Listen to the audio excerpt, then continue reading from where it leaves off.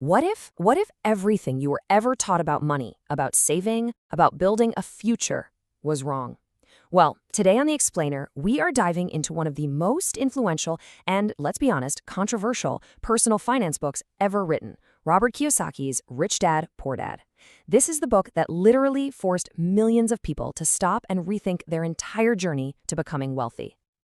You see, the whole premise of the book hinges on the wildly different advice Kiyosaki got from his two dads. Poor dad's advice, yeah, that's the classic path. Get a good job, be a loyal employee. But rich dad's advice, totally different. It's not about climbing the corporate ladder. It's about owning the ladder. And believe me, these two mindsets didn't just lead to a little more or less money. They created two completely separate financial realities.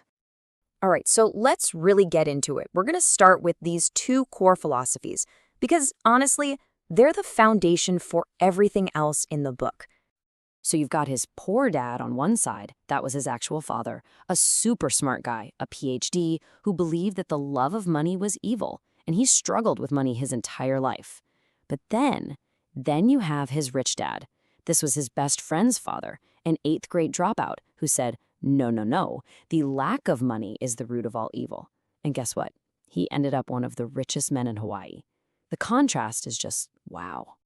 And this huge difference in how they saw the world, it points to this massive problem that Rich Dad said keeps almost all of us financially trapped. A concept he gave a famous name, the rat race. Now, here's what I think is so brilliant about this idea. The way Kiyosaki defines the rat race, it's not just a money problem. He says it's an emotional trap. It's not really about the dollars and cents. It's about the deep-seated feelings that are secretly pulling the strings on every single financial choice we make. He boils it down to two powerful emotions, fear and greed. Think about it.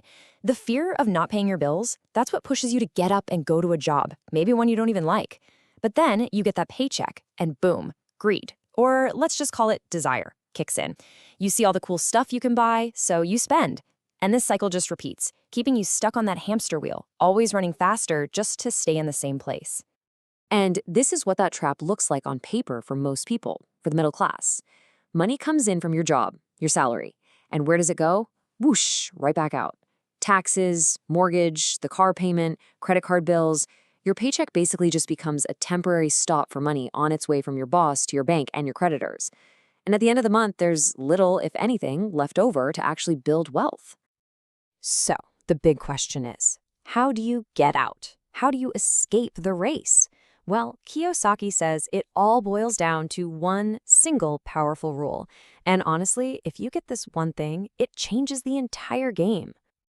This right here, this is the absolute heart of the entire book. Rule number 1, you have to know the difference between an asset and a liability. And then you have to buy assets. It's so simple, but its power is incredible. Kiyosaki's whole point is that most people are in financial trouble for one reason. They just don't get this. Okay, so forget all the complicated definitions you've ever heard. For Rich Dad, it was super simple, all about cash flow. An asset is anything that puts money in your pocket. That's it. Think about a rental property that sends you a check every month, or stocks that pay you dividends, or a business you've built that makes money even when you're on vacation. It's money coming to you without you having to trade your time for it. And a liability, well, you guessed it, it's the exact opposite. It's anything that takes money out of your pocket. Simple, right? But this is where the book really starts to shape things up, because this definition goes against some of the biggest pieces of financial advice we've all been given our entire lives. And that brings us to maybe the most controversial idea in the entire book. So, is your house an asset? According to Rich Dad, the answer is no, it's a liability. And why? Because every single month it's taking money out of your pocket. You've got the mortgage, the taxes, the insurance, the repairs. It's all money going out. Remember the definition?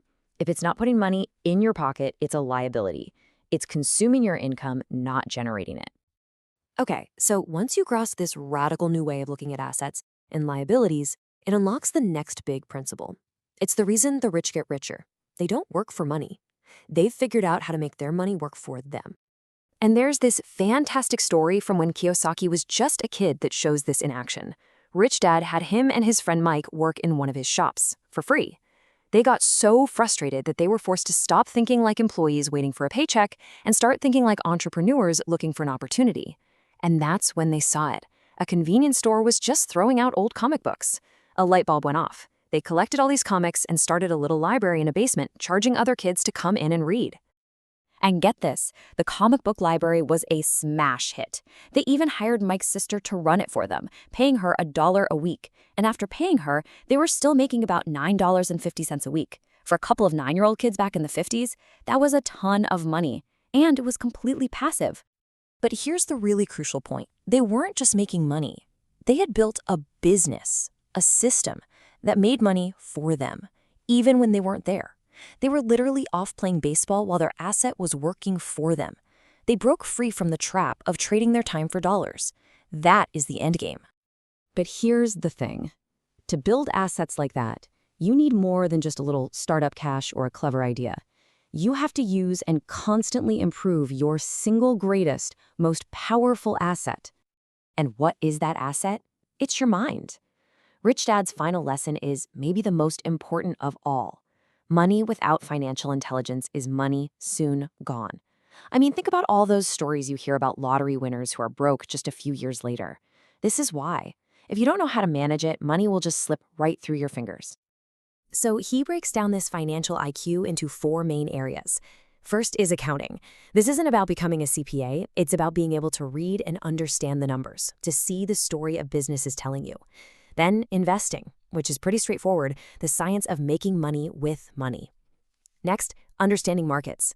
This is about supply and demand, about spotting a trend before everyone else does. And finally, the law. You have to understand the basics of taxes and corporate structures to protect what you build. And really, that's the final takeaway. This is what it all comes down to. The reason the rich get richer isn't because they have higher paying jobs. It's because they never ever stop investing in their financial education. They're always learning, always getting smarter about how money works. So, in the end, that's the real challenge Rich Dad Poor Dad leaves us with.